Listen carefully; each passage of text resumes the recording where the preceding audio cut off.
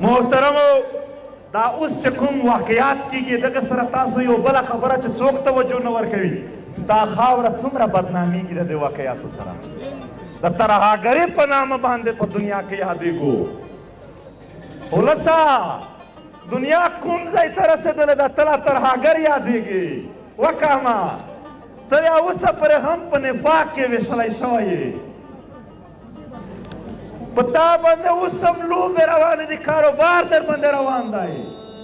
ستا په وینو کاروبار شوی دی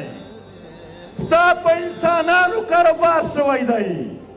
ستاسو په وسایلو کاروبار شوی دی ستاسو د غرونو په لرګو کاروبار شوی دی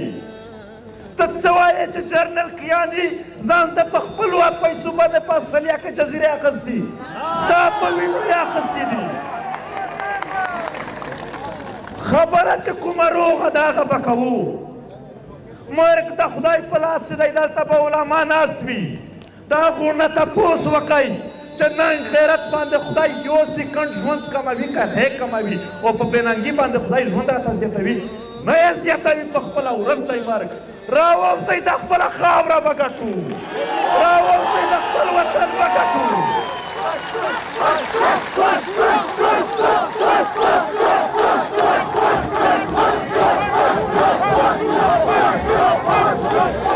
محترمو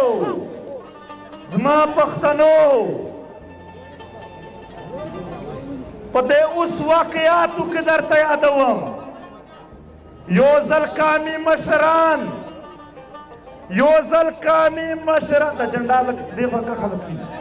یو ځل قامي مشران شهیدان شول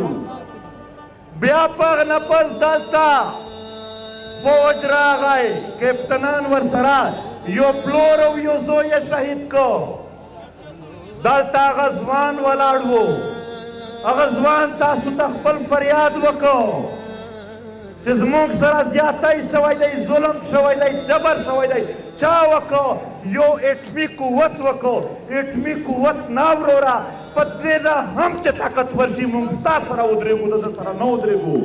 موږ د ظالم ملګري نه یو موږ د مظلوم ملګري یو بیا د هغې واقعې د پټولو دپاره یې د سکول په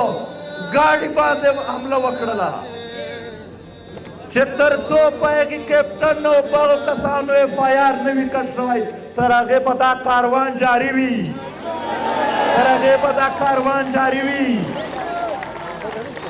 ته که زورور یې ځان ته به زورور وې پښتانه په ځان نه زورور څوک هم نه مني تا به ټوپک راوړی وي لاس ټوپک در سره واخله بیا نه درته یارېږي دا کار دا خاوره که د چا دا فکر وي چې بیا به دلته دغه ډرامه وچلوي نو هیڅکله نشي کېدلی بیا چې دا واقعیات کتل نو د پاکستان 28 سله میډیا غلې وه ټول دا چې کوم مرکزي لیډران دي ټول غلي وو